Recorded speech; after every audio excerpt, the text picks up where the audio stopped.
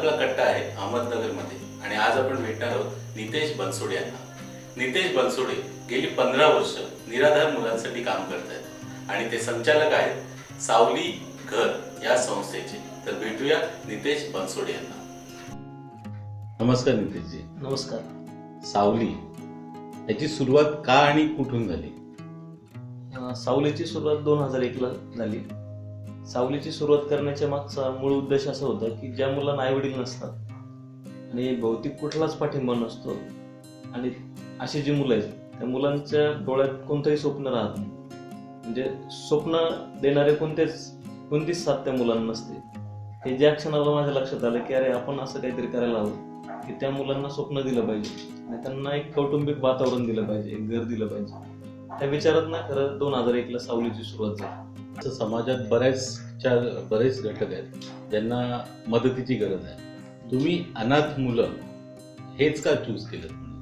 मी लहान असताना 7 वर्षाचं होतो आणि 7 वर्षाचं असताना माझ्या आईचं निधन झालं. त्यानंतर कुटुंबाने खूप छान सांभाळ केला माझा.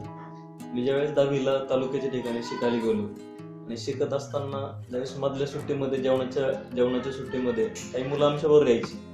त्याच्यात एक मुलगा होता की तो वसतिगृहात राहत होता आणि त्याला आई वडील नव्हते हे समजलं. सुट्टी लागल्यानंतर घरी जायचं हा प्रश्नच नव्हता. नातेवाईक नव्हते, कुटुंबातले इतर सदस्य नव्हते आणि त्याच्याकडे बघून असं खूप तो केविलवाणा मला दिसायचा. मला प्रश्न पडायचा की हा सुट्टीला कधी जाईल आणि मला शनिवार आला की मला असं वाटायचं मी घरी कधी जाईल. आणि मग मी ते बघायला लागलो की मला सगळं आहे तरी पण मला कधीतरी असं वाटतं की मला आई असायला हवी. पण ह्या मुलांना तर आई वडील नातेवाईक सन्मान असं काहीच नाही. यांचं जगणं कसं असेल, यांच्या भावनांसाठी कोण काय करत असेल, असं ते खूप स्पार्क झाला मला त्यावेळेस. आणि वाटलं की नाही मी जर मोठा झालो त्या मुलांसाठी एक घर करेल, त्या घरामध्ये ह्या मुलांची स्वप्न जी आहेत ती स्वप्न जिवंत करेल आणि त्या स्वप्नांमध्ये त्या मुलांना जगायला शिकवेल. तिथून तो प्रवास सुरू झाला. ही सुरुवात करताना आर्थिक बाब ही खूप महत्वाची असते. म्हणजे कितीही जिद्द असलं काही असेल पण आर्थिक बाब ही प्रॅक्टिकली खूप गरजेची असते. मग तो सपोर्ट कसा काय मिळाला तुम्हाला? म्हणजे ज्यावेळेस 2001 ला मी सुरुवात करायचं ठरवलं त्याच्या आधी मी खूप गप्पा मारायचो की समाज बदलला पाहिजे, सामाजिक काम झाले पाहिजे, भ्रष्टाचार नष्ट झाला पाहिजे, असं आम्ही सगळ्या मित्रांच्या बरोबर गप्पा व्हायचे. पण एकदा मला माझी चिड आली की आपण खूप बोलतो पण कृतीमध्ये काहीच करत नाही. मी स्वतःच जर काही केलं नाही तर खरंच बदलणार आहे की सगळं. आणि त्या विचाराने माझी सुरुवात झाली सावलीची. ज्या क्षणाला सावली सुरुवात केली त्यावेळेस मला माहित नव्हतं की त्याला पैसे लागतात किंवा काय. म्हणजे नुकतंच ग्रॅज्युएशनच्या शेवटच्या टप्प्यात असताना तरी यातलं काही अनुभव नव्हताच व्यावहारिक. पण जे घरातनं पैसे मिळायचे त्या पैशातनं मुलांना सांभाळायला सुरुवात केली. 3 मुलं होती आणि 3 मुलं जी पहिली घेतली ती पण आमच्या गावातली घेतली. की ज्यावेळेस मी त्या घरामध्ये गेलो आणि ठरवलं की आता ह्या मुलीला आपल्याला घेऊन यायचंय. मी घरात गेलो, मला माहित होतं की त्या मुलीच्या आई वडिलांचं आताच निधन झालंय, घरामध्ये आजी आजोबा, परंतु हे माहीत असणं आणि वास्तविकता याच्यामध्ये फरक होता. ज्या क्षणाला घरात गेलो त्यावेळेस त्या मुलीच्या डोळ्यात ज्यावेळेस पाहिलं ते डोळे तिचे हरवलेले होते. आजी आजोबा कोपऱ्यात बसलेले आणि असे सगळे ती भीषणता पाहिली आणि मला ती अनाथपणाची खरी जाणीव तिथे झाली. याला अनाथपण म्हणतात. म्हणजे जिथे काहीच शिल्लक राहत नाही, जगण्याच्या कोणत्याही उमेदी शिल्लक राहत नाही, असं ज्यावेळेस क्षण येतो त्यावेळेस ते खरं तिथे खूप गरज असते. आणि म्हणून मी ती पहिली मुलगी घेतली. 2 मुलं नंतर मी जी घेतली ती अशीच की आई वडील एड्सने गेलेत म्हणून कुटुंबातले कोणी त्यांना स्पर्श करायला तयार नाही, त्यांना प्रेमाने जीव घालायला तयार नाही, अशी मुलं मी त्यावेळेस ती घेतली. आणि अशा 3 मुलं निघून काम सुरुवात झाली. कामाची सुरुवात झाली नगरमध्ये. नगर हे माझं गाव नव्हतं आणि तुम्हाला माहितच आहे कोणतंही काम जर सुरू करायचं असेल तर एक 4 गोष्टी निश्चित असायला हव्यात. एक तर तुमचं सामाजिक रिलेशन असायला हवं, कौटुंबिक पार्श्वभूमी असायला हवी किंवा तुम्हाला परिचयातले कोणीतरी असावे, खूप चांगले मित्र असावेत, इन्फ्रास्ट्रक्चर असावं आणि पैसा असावा. या सगळ्या गोष्टी असायला हव्यात. पण मला त्यावेळेस खरंच काय माहित नव्हतं या सगळ्या गोष्टी पाहिजे असतात.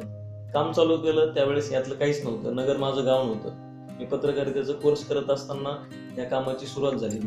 म्हणजे मुळात माझं जेवणाचं आणि रूम भाडं इतकेच पैसे माझ्या पुरतेच होते आणि त्या पैशात 3 मुलं सांभाळायची. खूप उमेदीने ते सुरू केलं. 15 दिवस गेले आणि पैसे संपले आणि मग मला तो खडतर प्रवास तिथून सुरू झाला. पण तो खडतर प्रवास मला 2004 सालापर्यंत घेऊन गेला. 2001 ते 4 म्हणजे मला आठवतं की ज्यावेळेस मी पहिलं भाड्याने घर घेतलं, 250 रुपये त्याला भाडं होतं आणि त्याला ज्यावेळेस द्यायची वेळ यायची त्यावेळेस 25 रुपयासाठी आमचं इतकी घासाघीस व्हायची की त्याच्यावरनं त्याचे ते घरमालकाचे इतके बोलणे खावं लागायचे. आणि ते खाण्याची सवय मला तिथे सुरू झाली, बोलणे खाण्याची. दुसरं असायचं की ज्यावेळेस मला त्या गावातनं मला नगरला यायचं असायचं, त्या गावातनं नगरला यायला 1 रुपया खिशात नसायचं. आणि मग टमटम यायची, मी उभा असायचो आणि मग कसं बसायचं टमटम मध्ये, त्याला कसं सांगायचं. आणि त्याला जरी सांगितलं तर माझ्याकडे बघून त्याला कधीच विश्वास बसणार नाही का मी गरीब आहे म्हणून आर्थिकदृष्ट्या. म्हणजे ह्या सगळ्या वेदनातनं ते सगळे वर्ष गेले. आणि त्यावेळेस लक्षात आलं की अरे खूप पैसे पण असणं गरजेचं आहे, तुमच्याकडे टीम असायला हवी, इन्फ्रास्ट्रक्चर असायला हवं, म्हणजे काम खूप सोपं होतं. परंतु आता ते काम सुरू करण्याची जिद्द मनात निर्माण झाली होती. आणि ज्या भावनेने ते काम चालू केलं होतं की ह्या मुलांना मला घर द्यायचं, त्यांना कुटुंबातलं प्रेम द्यायचंय, त्यांना त्यांची स्वप्न जी आहेत त्या मुलांची ती सगळी स्वप्न मला पूर्ण करायची. आणि ह्या उद्देशाने ते काम चालू झाल्यामुळं जरी खूप अडचणी आल्या त्या क्षणाला मी मला म्हणायचो की ठीक आहे, आत्ताचा जो क्षण आलाय ना मला ह्या वाईट आणि दुःख वाटण्याचा तो निघून गेलाय आणि पुढचा क्षण नक्की तो चांगला असेल. परंतु हे दोन्ही पण माझ्या हातात नाही, पण माझ्या एकच हातात गोष्ट आहे की मी वर्तमानामध्ये आनंदात राहू शकेल. इतकं तर आहे ना, मग त्याची काय विचार करायचा, मी आत्ता ह्या क्षणाला मी आनंदी राहील. मग ते आनंदी राहायचं शिक्षण मला या सावलीच्या प्रवासात सुरू झालं. 2004 पर्यंतचा जो टप्पा गेला आमचा तो खूप खडतर गेला. म्हणजे कधी संध्याकाळी जेवायला नसायचं, तर कधी मुलं आम्ही थोडंसं भात खाऊन आम्ही झोपायचो. परंतु मुलांना त्याच्यातही आनंद होता, कारण माझ्याकडे याच्या आधी यातलं काहीच मिळत नव्हतं त्यांना, आणि इथं आल्यानंतर या सगळ्या गोष्टी मिळत होत्या. त्यामुळं ते खूप आनंदाने या सगळ्या गोष्टी स्वीकारायचे. काही झालं तरी त्या मुलांचे पोट भरून मग त्यांना संध्याकाळी झोपी लावायचो, तरच मी झोपायचो. अन्यथा असं कधीच घडलं नाही की त्यांना उपाशी झोपवलं. भले मला खूप त्रास झाला त्या सगळ्या ह्याचा. आणि त्या त्रासातनं एक घडलं की नगरला परिचय नसल्यामुळं माझ्यावर लोकांनी विश्वास ठेवा इतका मी विश्वासाला पात्र त्यांच्या दृष्टीने खरंच नव्हतो. आणि त्यांनी का म्हणून माझ्यावर विश्वास ठेवायचा हा पण प्रश्न आहे. तर आमच्या असं जर म्हटलं तर खूप लोकांनी फसवलेलं असतं, खूप लोकांनी त्यांच्या आयुष्यामध्ये त्यांना वाईट अनुभव आलेले असतात. आणि सगळ्या वाईट अनुभव जर त्यांच्या आयुष्यात आलेले असतील तर त्यांनी माझ्यावर नक्कीच विश्वास ठेवायला नाही पाहिजे. हे पण मला त्या काळामध्ये कळायला लागलं. आधी राग होतो मला की लोक विश्वास का नाही ठेवत मी एवढं चांगलं काम करतो. पण त्यावेळेस मला व्यावहारिक जगातलं काहीच नॉलेज नव्हतं म्हणून हा राग होता. आणि ज्यावेळेस प्रॅक्टिकल मी बघायला लागलो त्यावेळेस नक्की मला जाणवलं की बरोबर आहे, त्यांनी माझ्यावर खरंच विश्वास नव्हता ठेवायला पाहिजे. कारण मग विश्वास कधी ठेवायला लागले लोक, ज्यावेळेस ते काम बघायला लागली, ते आली, त्या मुलांच्या बरोबर त्यांनी हितगुज केलं, आमचं काम पाहिलं, आणि मग हळूहळू एक करत लोक यायला लागली. पण ह्या सगळ्या येण्याच्या मागचं खरं कारण म्हणजे आमचं महाराष्ट्राचं जे दैवत आहे छत्रपती शिवाजी महाराज, हे खरं दैवत आहे की ज्यांच्यामुळं ही सगळी कलाटणी मिळाली. परत तुम्हाला मनात यदा कधी प्रश्न येईल की छत्रपती शिवाजी महाराजांच्या याच्यात प्रश्न काय, तर मला खूप अभिमान आहे त्या गोष्टीचा. आणि मी खूप भाग्यवान आहे या सगळ्या गोष्टीसाठी की ज्या राजांचा मी इतकं गुणगान करतो त्या राजांनी मला खूप मोठं योगदान दिलेलं आहे, खूप मोठं योगदान दिलं. त्याचं कारण असं होतं की आमच्या नगरच्या इंजिनिअरिंग कॉलेजच्या मुलांनी, म्हणजे त्यांचं नाव आवर्जून घेईल मी, विशाल वाकळे आणि राजेंद्र काळे असे 2 मित्र होते, त्यांनी ट्रिप आयोजित केली. रायगडवर आम्ही गेलो. त्यांना माहित नव्हतं माझ्याकडे किती पैसे आहेत किंवा काय, किंवा आमच्या मुलांकडे इतकी मुलं आनंदी असायची, इतकी स्वच्छ टापटीप असायची की त्यांच्याकडे काहीच नसेल असं कोणालाच कधी वाटण्याची काही गरज नव्हती, किंवा अशी शंका पण उत्पन्न होऊ शकणार नव्हती. आम्ही रायगड चढत होतो 28-29 मेच्या दरम्यान. आणि रायगड चढत असताना माझ्याकडे पैसे आहेत नाही त्यांना माहित नव्हतं. ते सगळेजण पुढे गेले आणि आम्ही आपलं मुलांना घेऊन हळूहळू आम्ही चाललो होतो. उन्हाचा दिवस असल्यामुळे मुलांना साहजिक तहान लागायची आणि माझ्या खिशात 20 रुपये. आम्ही एक घोषणा तयार केली, जय शिवाजी जय भवानी, पुढच्या बुरुजावर फुकट पाणी. असं करत करत ज्यावेळेस जात होते, म्हणणं जरी सोपं होतं किंवा खूप उमेदीने म्हणत असं होतं, तरी मी आतमध्ये खूप रडत होतो. मला असं वाटत होतं मी ज्या राजांच्या गडावर चढतोय तिथे पण माझ्याकडे आज इतकं समृद्ध नाही, मी इतकं समृद्ध नाही की इतकं सगळं देऊ शकेल या मुलांना, म्हणजे माझ्यात तेवढी ताकद नाही, असं मला मी स्वतःलाच गिल्डमध्ये जात होतो. आणि ज्यावेळेस रायगडावर गेलो आणि आम्ही सगळं बघितलं शिवाजी महाराजांचं सगळं वैभव, की त्या काळातलं वैभव कल्पनेतनं मी पाहत होतो. आणि राजांशी संवाद चालला होता की राजे मी या गडावर तुमच्यापर्यंत आलो या मुलांना घेऊन, आता आम्हाला मोठं राज्य उभं करायचं, त्या मुलांचं जगण्यातलं राज्य आम्हाला उभं करायचं, तुम्ही मला मदत करा. कारण तुम्ही आहात नाहीत मला माहित नाही, कारण त्या सगळ्या ह्याच्यात जायचं नाही, पण तुम्ही आहात माझ्या बरोबर हे मला पूर्ण जाणवतं. असं म्हणत ज्यावेळेस तो निरोप समारंभाचा वेळ होता आणि मला आभाराची जबाबदारी होती माझ्याकडे, कारण माझ्या मुलांना आणलं होतं म्हणून मला आभार मानायचे होते, आभार मानले. आणि योगायोगाने प्रवीण दवणे सर तिथं बसलेले होते आणि ते सगळं कार्यक्रम संपल्यावर मला ते म्हणाले, मला तुझे 20 मिनिटं हवेत. आणि ते तिथे आले आणि राजांच्या समाधीच्या तिथे प्रवीण दवणे सरांनी, जे मराठी चित्रपटातलं खूप मोठं नाव आहे गीतकार म्हणून, त्यांनी मला 500 2 नोटा तिथे दिल्या.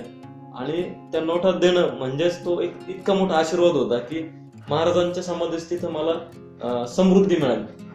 आणि त्यानंतर तिथेच शिवाच्या मंदिरात मला ते घेऊन गेले, माझ्या हातात हात दिला आणि सांगितलं की मी आयुष्यभर तुझ्यासाठी काम करेल. ती खूप मोठी बावती होती की मी गड चढताना राजांशी जो संवाद करत होतो, महाराजांनी मला दिलेला तो खूप मोठा आशीर्वाद होता. आणि त्या आशीर्वादाच्या नंतर नकळत आमच्या सगळ्या गोष्टींना कलाटणी मिळत गेली. म्हणजे मी तिथनं नगरला आलो. मग आम्ही नगरला आल्यानंतर ताबडतोब मला एक प्रवीण दवणे सरांनी एक लेख लिहिला आणि त्या लेखातनं मुंबईचे अनिल काळे आले, त्यांनी गोकुळाष्टमीला पुरस्कार दिला. त्या पुरस्कारातनं चांगली रक्कम मला मिळाली की जी मला कल्पनेत पण नव्हती. माझ्या फक्त डोक्यात एक की 2000 रुपये मिळाले आणि दिवाळी आपली छान जाईल. गोकुळाष्टमीला गेलो. गोकुळाष्टमीच्या कार्यक्रमात फक्त एकच गोष्ट बोललो की मला माझी जी मुलं आहेत ती आनंदी आणि हसणारी मुलं मला बनवायची. ती केविलवाणी आणि रडणारी मुलं पाहून कुणीतरी दान द्यावं अशी सावली मला बनवायची नाही, किंवा तशी सावली आमची नाही. ती सावली जी ती हसत खेळत स्वच्छ प्रेमाने भरलेली कौटुंबिक वातावरणाची असेल आणि ती तशीच आता आहे, ती भविष्यात पण तशीच राहील. त्यासाठी आपल्याला सगळ्यांना मिळून त्या मुलांसाठी काही करता आलं तर आपण नक्की सगळेजण करूया. आणि त्या संवादातनं तिथे जे काही घडलं तर त्या घडण्यातनं मला एक 60,000 रुपये त्या दिवशी मिळाले की जिथे काहीच नव्हतं. म्हणजे महाराजांच्या समाधीपासून सुरू झालेला टप्पा मला कृष्णाच्या जयंतीच्या दिवशी, जे माझं आराध्य दैवत आहे, त्या कृष्णाने मला भरभरून दिला आणि माझ्या भाकरीचा जो प्रश्न आहे त्या क्षणापासून सुटायला सुरुवात झाली. 3 मुलांनी सुरू झाली म्हणजे तुम्ही चालू केली. आता सावलीत एकंदरीत किती मुलं आहेत? आता सावलीमध्ये 50 मुलं आहेत. 2001 ते आतापर्यंत अनेक मुलं आली. म्हणजे आम्ही असा विचार केला की सावलीमध्ये मुलं येत राहतील, मग ती संख्येने वाढली पाहिजे की गुणात्मकतेने वाढलं पाहिजे ते काम. तर आम्ही ठरवलं की संख्येने वाढण्यापेक्षा त्या मुलांच्या मध्ये गुणात्मकता आली पाहिजे. कारण हा शब्द खूप छोटा जरी असला परंतु त्यातलं काम खूप मोठं आहे. की आम्ही म्हणतो की आम्ही मुलांना घर देतो. तर घर नावाची गोष्ट फक्त भिंतींनी बनत नाही. तुम्ही त्यांना जेवण, कपडे, शाळेच्या काहीतरी साहित्य दिलं म्हणजे घर होत नाही. घरामध्ये बॉन्डिंग असणं खूप गरजेचं होतं. ती बॉन्डिंग निर्माण करायला आमचा खूप वेळ आम्ही आता घालवतोय आणि घालवला आतापर्यंत. त्या बॉन्डिंग मधनं एकच घडलं की मी विचार करायचा की ज्या मुलांना आई वडील नाही अशी मुलं माझ्याकडे येतात. आई वडील एड्सने वारलेत मग मुलं येतात. मुलांच्या आई वडिलांनी आत्महत्या केली ती मुलं आपल्याकडे येतात. गावातली काही चांगली माणसं आपल्याकडे पाठवतात. कधी कधी खूप थकलेल्या 70-80 वर्षाची आजी असते, ती मुलं नातवंडाला सांभाळू शकत नाही अशी मुलं माझ्याकडे येतात. अशी खूप वेगवेगळ्या प्रकारची वेगवेगळी प्रश्न असलेली वेगवेगळ्या जाती धर्मातली मुलं जशी जशी सावलीत येत गेली, सावलीत राहत गेली, त्यावेळेस आम्ही पण एक संशोधनात्मक एक काम करायला सुरुवात केली की ती मुलं आल्यानंतर त्या मुलांशी घरातल्यासारखं वातावरण त्यांना देणं, त्यांच्यामध्ये बॉन्डिंग तयार करणं, त्यांच्यातलं द्वेष संपवून त्यांना प्रेमाने एकत्र आणणं. आणि त्या प्रेमाचा ज्यावेळेस तो आविष्कार व्हायचा त्यावेळेस त्यांच्यातली नात्यातली जी काही माणसं असायची, म्हणजे कोणाचे मामा असतील, कोणाचे काका असतील, कोणाचे आते असतील, ही जी नातेवाईक मंडळी प्रत्येकाला असतेच. तर आमची जी मुलं आहेत ती पूर्ण अशी नव्हती, नैसर्गिक अनाथपण झालेली मुलं होती सगळी, ज्यांना नैसर्गिक अनाथपण मिळाले अशी मुलं आमच्याकडे यायची. मग आम्ही विचार केला की अरे आपण यांच्या घरात कोणीतरी शोधू ना की जो झाड असेल त्याच्या झाडाच्या सावलीत हे मुलांना पाठवूयात आपण. मग ती झाडं आम्ही शोधली. मग त्या माणसांना आम्ही खूप काउन्सिलिंग केलं, त्यांना आम्ही सांगितलं की तुम्ही कशा पद्धतीने सांभाळू शकतात. हे करत असताना आम्ही मुलांना पण ट्रेनिंग देत गेलो की तुम्ही ज्यावेळेस त्या घरात जा त्यावेळेस तुम्ही पण कसं असलं पाहिजे. त्यांना मुलांचे जे अधिकार आहेत त्याचं प्रशिक्षण आम्ही मुलांना देत गेलो. आणि ज्यावेळेस असं सगळं व्हायचं त्या होण्यातनं मग आम्ही आमची सावलीतली आतापर्यंत 200च्या पुढं जास्त मुलं आम्ही त्या कुटुंबामध्ये परत पाठवली. आणि आम्ही समाजाचा पण भार हलका केला आणि त्या मुलांना चांगलं घर पण निर्माण करून दिलं जे त्याच्या हक्काचं होतं. त्या हक्काच्या घरामध्ये मुलं गेली. आणि जी मुलं नव्हतंच यातलं काही, तर अशी 25 मुलं आता आपली, काही 12वी झाली, काही ITI झाली, काही आता कॉलेज करतायत, 18च्या नंतर बाहेर गेली. आणि त्यांच्यातले गुण बघून आम्ही त्यांना वेगवेगळ्या आता फील्डला टाकलं. काही जण नोकरी करतायत. त्यातली आता सक्सेस स्टोरी जर म्हटलं तर आमचा एक स्वप्नील म्हणून दुसरीला आला होता, तो BCom पण करतोय आता आणि त्यांनी फर्निचरचं काम पण शिकलाय आणि त्यांनी सावली फर्निचर उद्योग सुरू केलाय आणि छान आता गेली 6 महिन्यापासून तो खूप छान काम करतो. दुसरा आमचा प्रवेश नावाचा मुलगा आहे की तो नांदेडमधनं माझ्याकडे आला होता की तो तिथं केस अशी होती की भाकरी आणि चटणी याच्या पलीकडे त्याला अण्णा नावाचा पदार्थ तेच माहित नव्हतं. आता तो लस्सीची गाडी त्याने चालू करायचं त्याचं स्वप्न आहे. आता तो शिकतोय ते सगळं. या कालच मला तो भेटला. मला म्हटलं दादा आता माझं सगळं शिकणं पूर्ण झालंय, पुढच्या महिन्यामध्ये मला गाडी टाकून द्या तुम्ही. त्याला छान त्याचं एक दुकान सुरू करून द्यायचंय. बाकी काही मुलं आहेत की जे आता विप्रो सारख्या कंपनीत काम करतायत. काही अशी मुलं आहेत की काही लोकांकडे कामाला गेली आणि त्या लोक म्हटले की इतकी प्रामाणिक मुलं तुम्ही कशी तयार केली. आणि काही मुलं अशी होती की त्यांचं हॉटेलचं काम चालू आहे किंवा त्यांचं दुकानाचं काम चालू आहे आणि मग आपल्याकडे एक प्रथा असते, अरे काम चालू आहे आमचं 6 महिने तुला सुट्टी. तसं नाही केलं आमच्या मुलांनी. 6 महिने सुट्टी असताना पगार देऊन त्याला त्याच्याकडे ठेवलं, कारण हा दुसरीकडे पुढे जाऊन. अशा पण घटना आहेत की अशी सगळी वेगवेगळ्या पातळीवरची. आता एक आमचा मुलगा शिक्रापूरला आता त्याने कृषीचं दुकान चालू केलं. त्याच्या 2 आता व्हॅन आहेत, शाळेला त्यांनी पाठवलंय. एकाने ट्रक घेतली. म्हणजे अशा पण प्रवासात गेली. एक मुलगा आहे त्याला ट्रकची खूप आवड होती. तो ट्रकवर काम करत करत त्याने आता 2 ट्रक घेतले स्वतःचे आणि तो त्याच्या आयुष्यामध्ये स्थिर झाला. म्हणजे तोच झाला नाही तर त्याची जी भावंड आहे त्याच्यासाठी पण ती मदत करायला लागली. म्हणजे असं वर्तुळ आमच्या अवतीभोवती तयार झालं मुलांचं. हे कशामुळे झालं की आम्ही एक ठरवलं होतं की नाही, ही माझ्या घरातली मुलं आहेत ना, तर ती आर्थिकदृष्ट्या तितकी सक्षम झाली पाहिजे आणि वैश्विकदृष्ट्या पण सक्षम झाली पाहिजे. ते होत गेली. आता राहिला मुलींचा प्रश्न. तर त्या मुली पण माझ्याकडे जशा येत गेल्या त्या मोठ्या झाल्या. ज्यांना शिकायचं नव्हतं मग ती मोठ्या झाल्यानंतर आम्ही त्यांच्यासाठी स्थळं बघितली आणि त्यांची लग्न करून दिली. आता त्यांना पण मुलं आहेत. त्या पण एक माहेर म्हणून आता सावलीमध्ये येतात. जी मोठी झालेली मुलं आणि मुली अशा प्रकारे स्वप्न पाहत पाहत ती त्यांच्या कुटुंबामध्ये स्थिरावली. हे आमच्यासाठी खूप मोठं यश आहे. आणि नुसतं यशच नाही पण ते एक चांगली माणूस म्हणून त्या समाजामध्ये आता वावरतात. आणि दुसरा एक आनंद आहे की त्यातलीच काही मुलं म्हणतात, दादा जर आम्ही सावलीत आलो नसतो तर आम्ही आतापर्यंत ना एक चांगले गुन्हेगार नक्की नसतो आम्ही. म्हणजे आमच्यामुळं कमीत कमी 1,00,000 2 लाख लोकांचं नुकसान नक्की झालं असतं. तुमच्यामुळं कमीत कमी आता आम्ही 1,00,000 लोकांचं चांगलं करण्याची क्षमता आमच्यामध्ये निर्माण झाली.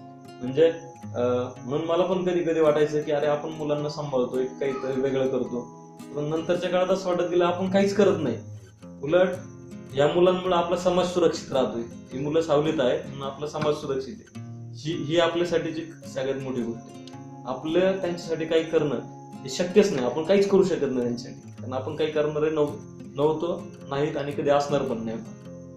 तुम्ही सांगितलं सावलीमधून एवढी सक्सेस स्टोरी आहे आणि ही म्हणजे ह्या सगळ्या सक्सेस स्टोरीज ही तुमची एक स्वतःची सक्सेस स्टोरी आहे. तुमचा जो सक्सेस आहे हवा ह्या सर्व सक्सेस स्टोरी ते सांगतात. हे सगळं करतं म्हणजे तुम्ही बऱ्याच जण अनाथ मुलांना घर दिलं, तर तुमच्या घरून ह्या सगळ्या कार्यासाठी किती बॅकिंग होतं आणि कसा होता बॅकिंग? 2001ला नगरला आलो त्यावेळेस काका होते आणि काकांना वाटायचं मी शिकावं. माझा भाऊ BSc करत होता आणि एक डिप्लोमा करत होता. आम्ही सगळे नगरला राहायचो. त्यावेळेस त्यांना असं वाटलं की मी काहीतरी शिकावं किंवा नोकरीला लागावं म्हणून काकांनी मला 12वी नंतर एका चांगल्या कंपनीत जॉब पण दिली. माझं मन काय रमलं नाही, ते सोडलं होतं. नंतर आजी म्हटलं की आपलं किराणा दुकान सांभाळ. तिथे मन रमलं नाही की नाही मला हे करायचंच नाही, मला हेच काम करायचं. म्हणजे ही पार्श्वभूमी होती त्याची. नगरला ज्यावेळेस हे काम चालू केलं तर त्यांना सांगावं असं मला कधी वाटलं नाही, कारण मी म्हटलं सांगितलं तर परत काहीतरी उद्देश सुरू होते. मी शिकतो एवढंच फक्त सांगत गेलो त्यांना. बाकी मी काय करतो हे कधी सांगितलं नाही किंवा त्यांनी विचारलं तरी काहीतरी हे करतो किंवा वेगळं काही करतो असं सांगावं लागायचं मला. म्हणजे खरे उत्तर मला कधी देता नाही आलं त्यांना. बॅकिंग त्यांचा मोरल सपोर्ट मला खूप होतं की मी जे काही करेल ते चांगलं करेल असं त्यांना माझ्याबद्दल खरंच विश्वास होता. म्हणजे आमच्या सगळ्या काकांना पण विश्वास होता की हा काही वाईट करणार नाही, हा करेल तर चांगलंच करेल काहीतरी. म्हणजे ती खूप मोठी बॅकिंग मला होती. राहिला प्रश्न आर्थिकतेचा, तर भावांनी काही मित्रांनी त्या काळात त्यांच्या परीने जशी मदत करता येईल तशी केली. आणि ती मदतीपेक्षा त्यांचं माझ्या बरोबर असणं हे मला खूप मोठं माझ्यासाठी खूप गौरवाचं होतं की ते माझ्या बरोबर आहे. हे झालं लग्ना आधीच. लग्नानंतर किती बॅकिंग आहे? लग्नाच्या नंतर म्हणजे ऍक्च्युली मी अशा परिस्थितीत होतो की मी लास्ट इयरला असताना कॉलेज सोडलं. मी पत्रकारितेचा कोर्स केला आणि 2008ला यशोधरा त्यांच्या ग्रुपमध्ये ती आली आणि तिने सगळं काम पाहिलं आणि तिने मला सांगितलं की मी आता इन्फोसिस कंपनीत जॉईन झाले. मी CA आहे, इन्फोसिसमध्ये जॉईन झाले. आणि तिने मला डोनेशन देऊन ते आणि त्याचे मित्र आले होते आणि डोनेशन देऊन ते घरी गेले. घरी गेल्यावर मला फोन करून सांगितलं की मला तुमचं लग्न झालंय का? मी म्हटलं नाही. मग माझ्याशी लग्न कराल का? तर मला आधी वाटलं चेष्टा मस्करी चालली काय. म्हणून मी तिला म्हटलं की तुम्ही मॅडम चेष्टा करताय की तुम्हाला काय म्हणजे मदत हवी आहे का काही दुसरी. तिने मदत नाही हवी, मी खरंच सिरियसली विचारते लग्न कराल का, म्हणजे मला लग्न करायचं. मला उत्सुकता वाटली म्हणजे नेमके काय. म्हणून मग मी तिला नंतर भेटलो आणि विचारलं की का. ते म्हणे तुम्ही इतकं छान काम करता, तर मी इन्फोसिस कंपनीत आहे, मला जे पॅकेज मिळणार आहे इतक्या पैशांची मला गरज नाही, ते पैसे तुमच्या कामासाठी उपयोगाला यावेत ह्या हेतून मला तुमच्याशी लग्न करायचे. असं झाल्यावर मग आम्ही साधारण 1-1.5 वर्षांनी दोघांनी लग्न केलं. ते पण खूप साध्या पद्धतीने केलं की फक्त गेलो आम्ही सह्या केलं, इतकंच लग्न झालं आमचं. आणि ते लग्न झालं, ती पुण्यातच राहिली, जॉब करत राहिली आणि तिने काही मदत केली सावलीच्या कामाला. नंतर आत्ता नगरमध्ये आता ती शिफ्ट झाली 1-2 वर्षापूर्वी आणि आता आम्ही एकत्र राहतो नगरमध्ये. आता हा जो प्रवास आहे म्हणजे जेव्हा तुम्ही सांगितलं की ही सुरुवात तुमच्यापासूनच झाली, ऍक्च्युली म्हणजे तसं बघायला तुम्ही खूप चांगलं काम करताय, म्हणजे करतायच तुम्ही. पण हा जो सेक्टर आहे किंवा ह्या ज्या संस्था निर्माण होत आहेत, अनाथ आश्रम असू दे किंवा वृद्धाश्रम असू दे, ही ऍक्च्युली एक सोसायटीला म्हणजे आपण होऊच नाही. तर त्यासाठी तुम्हाला काय वाटतं की आता तुम्ही असं सांगितलं की बऱ्याचशा घरात जे मुलं वागतात किंवा ज्यांचे आई बाबा नाही आहेत किंवा फक्त आईच आहेत, तर हे जे पॅरेंट्स आहेत जे त्याच्यानंतरचे आई वडिलांनंतर, त्यांना तुम्ही कसं काय मार्गदर्शन करा की ज्याच्यामुळे अनाथाश्रमपर्यंत त्या मुलांना म्हणजे जाऊच नाही ती लोक. कारण की त्यांचा पण एक फॅमिलीचा पण एक खूप मोठा भाग आहे. म्हणजे जी मुली तुमच्याकडे आली ती ऍक्च्युली तुम्ही त्यांचं भलं केलं वगैरे, पण ती जर गेलीच नाही तर मग ते जास्त बरं होईल. बरोबर, तुमच्या मताशी मी एकदम सहमत आहे. त्यामुळेच मी तुम्हाला जे सांगितलं की आम्ही जी मुलं घरी पाठवली त्याच्या मागचं हेच कारण आहे. हल्ली काय झालं की माझी संस्था आहे ना, तर माझ्या संस्थेमध्ये जितकी जास्त मुलं आहेत ना तितके जास्त फंडिंग, तितके जास्त डोनेशन. ह्या मुद्द्यावर संख्यावर आता तुमचं किती काम मोठं आहे असं होत चाललंय की आमच्याकडे जास्त संख्या, आमचं मोठं काम. आम्ही त्याच्या विरोधात म्हणण्यापेक्षा विरोधात नाही आम्ही, पण आम्ही आमच्या मताशी सहमत आहोत. त्यांच्या दृष्टीने त्यांची मतं बरोबर आहेत, कारण प्रत्येकाला प्रत्येकाचं स्वप्न असतं. तसं मला एक असं वाटत होतं की ही जी मुलं आहेत ना खरंच घरीच राहिली पाहिजे. म्हणजे आमचे पण मुलं आम्ही सगळेजण सांगतो की नाही, सावलीसारखी कामं बंदच झाली पाहिजे. आपण काय करतो की घेत राहतो मुलं, फक्त आपण पर्याय देत नाही. आता आमच्याकडे वर्षभरामध्ये 50च्या वरती मुलं येत राहतात, जास्ती 100-150 पर्यंत मुलं येतात की आम्हाला प्रवेश हवा. आम्ही लगेच प्रवेश नाही देत कोणत्या मुलं, आम्ही काउन्सिलिंग करतो त्याच्या कुटुंबाची. म्हणजे खूप बारकाईने काउन्सिलिंग करतो, त्यांना समजून सांगतो. जर तिथे कुठलाच पर्याय जर शिल्लक नसेल ना तरच त्या मुलाला प्रवेश दिला जातो. म्हणजे आता शक्यच नाही, त्या परिवारामध्ये असं सक्षम कोणीच नाही आर्थिकदृष्ट्या, तरच तो मुलगा आपल्याकडे येतो. आणि तसं जर नसेल तर त्या मुलाला आम्ही सांभाळायला भाग पाडतो त्यांना. म्हणजे आज सावलीच्या माध्यमातून कमीत कमी 150-200 मुलं तरी प्रत्येक वर्षी घरीच राहतात, ती सावलीमध्ये नाही. हे जर प्रत्येकाने केलं ना तर ते खूप छान होईल.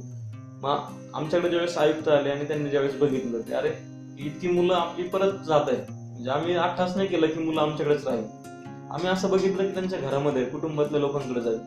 तर त्यावेळेस हे जे सगळे शासकीय लोक आमचं कौतुक करतात त्याचा पण आम्हाला खूप आनंद आहे की त्यांना वाटतं की अरे हे असं व्हायला पाहिजे. तुमचे वैयक्तिक तुमचं काहीच नसेल म्हणजे, तर ते सावलीचे गोल्स काय पुढचे? सावलीचे गोल्स अशा आहेत की आता ही जी मुलं येत गेली आणि जे काही अनुभव आमच्या पाठीशी आता उभे राहिले, तर त्याच्यामध्ये मुलांचे जे अधिकार आहेत तर ते जर प्रत्येक मुलाला जर कळाले ना तर खरंच कोणताच मुलगा तो कोणत्याच आश्रमामध्ये कधीच येणार.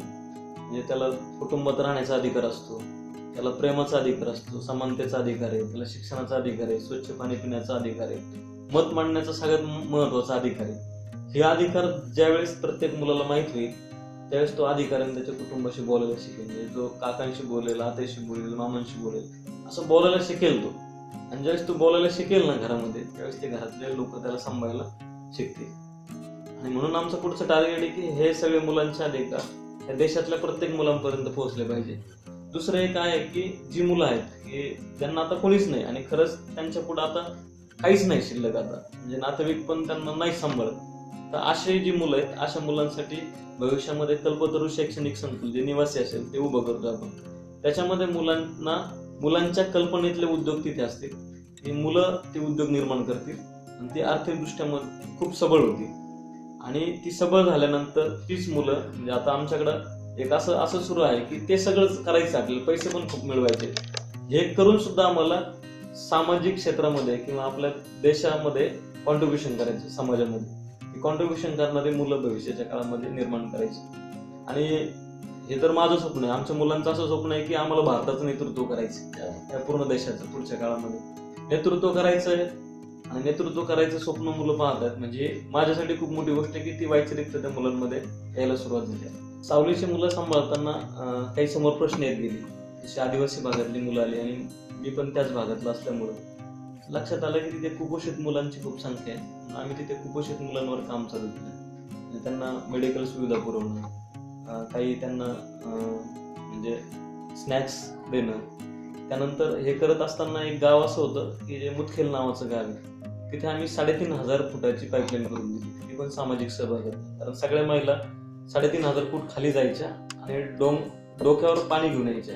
असं स्वातंत्र्य मिळाल्यापासून आतापर्यंत चालू होतं. एक मोठं काम आम्ही तिथे केलं. हे असं 6 वर्ष काम केल्यानंतर पुढे लक्षात आलं की महिलांसाठी आपण काम, जसं महिला आमच्याकडे येत गेल्या आणि मग त्या महिलांसाठी काम करायचं आम्हाला सुचलं. म्हणून नगरपासून जे शिरूर नावाचं गाव आहे, तिथे आता आमचे 7 बचत गट आहेत की जिथे 70 महिला आता त्या बचत गटामध्ये आहेत. त्या महिलांसाठी आता काम चालू आहे. त्या कामातनं परत दुसरं काम सुरू झालं की जे झोपडपट्टीतले जे मुलं असतात की शाळेमध्ये जातात आणि शाळेमधून आल्यानंतर आणि शाळेत जायच्या आधी त्यांच्याकडे दुसरं काहीच हातात नसतं. म्हणून आम्ही माझी जीवनशाळा हा उपक्रम चालू केला. आता त्या माझी जीवनशाळा या शाळेमध्ये 101 मुलं आता आमच्याकडे येतात आणि त्या मुलांना आम्ही चांगलं शिक्षण द्यायचं काम आम्ही तिथे चालू केलं.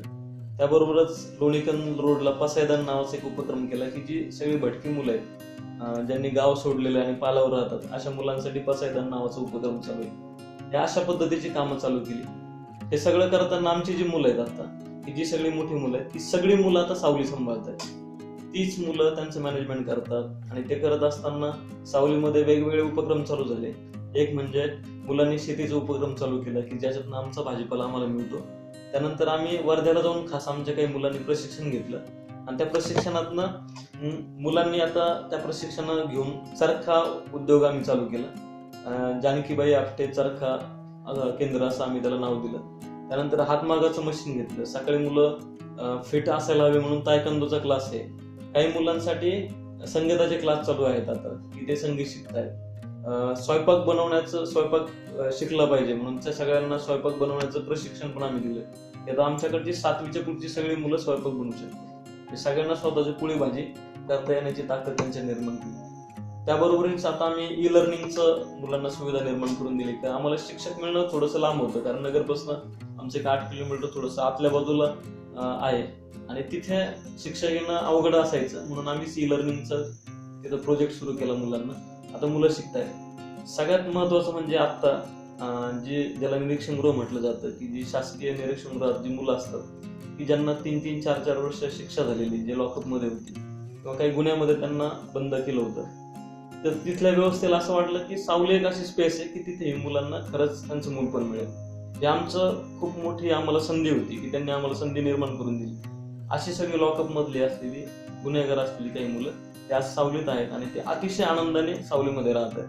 हे खूप मोठं यश आहे की सावलीच्या मुलांचं, त्या मुलांनी त्यांना स्वीकारलं आणि त्यांना आपलंसं केलं. सावली जे करते आणि सावलीच्या ज्या पुढचे गोल्स आहेत, जसं तुम्ही सांगितलं की कल्पवृक्ष वगैरे, तर मला खूप खात्री आहे, म्हणजे निश्चितच वाटतं ते सगळं बघून की कल्पतरू म्हणजे सावलीचा प्रवास कल्पतरूपर्यंत येईल आणि ते अजून मोठं काहीतरी कार्य तुमच्याकडून होईल.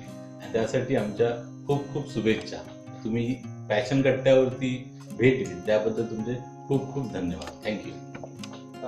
पॅशन कट्ट्याचे आपण सर्वच जे सगळं पॅशन कट्टा पाहतात, आज पॅशन कट्ट्यामध्ये बोलण्याची संधी आपण मला दिली त्याबद्दल मनापासून धन्यवाद. आपण सर्वजण पॅशन कट्ट्याचे चाहते आहात की ज्याच्यामुळं आमच्यासारख्या कार्यकर्त्यांचं आम्ही करत असलेल्या छोट्याशा कामाचं स्वरूप आपल्यापर्यंत पोहोचायला आज पॅशन कट्टा माध्यम बनला आहे. सावलीमध्ये जी मुलं आहेत त्या मुलांचं जे कल्पतरू शैक्षणिक संकुल उभं करायचं आहे, या संकुलासाठी आपण आपल्या कल्पना, आपला वेळ म्हणजे आपलं समयदान, धनदान, सेवादान आपण नक्कीच सावलीतल्या मुलांना द्या की ज्याच्यामुळं या सावलीतील मुलांचं, या निराधार वंचित मुलांचं डोळ्यातलं स्वप्न खरोखर पूर्ण होईल. आपण सगळेजण हा प्रवास ऐकत आहात, ऐकला आहात अनेकांचा, आज माझाही तुम्ही ऐकत आहात, त्याबद्दल मनापासून आपणा सर्वांचे खूप खूप धन्यवाद.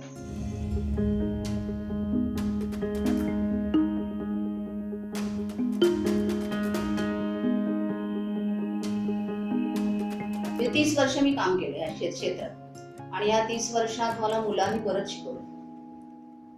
त्या मुलांचंच अवॉर्ड आहे ते, कारण आपण ही टीचिंग हे कसं गिव्ह अँड टेक प्रोसेस आहे, एकतर्फी नाहीये. तुम्ही शिकवता आणि मुलं शिकली असं नाही, किंवा मुलांपर्यंत ते शिक्षण कुठपर्यंत पोहोचते याचा पण आढावा आपण घेतो. आणि या आढावा घेताना सुद्धा मुलं काय चीज आहे, त्यांनी कशा परिस्थितीत ते शिकतात, प्रत्येकाचे गुण, प्रत्येकाचे कॅरेक्टर, हे सगळं मला बरंच घडवत गेलं. आणि त्याप्रमाणे तुमची शिक्षण पद्धती बदलावी लागते, जसं समोर बोल येतं त्याप्रमाणे.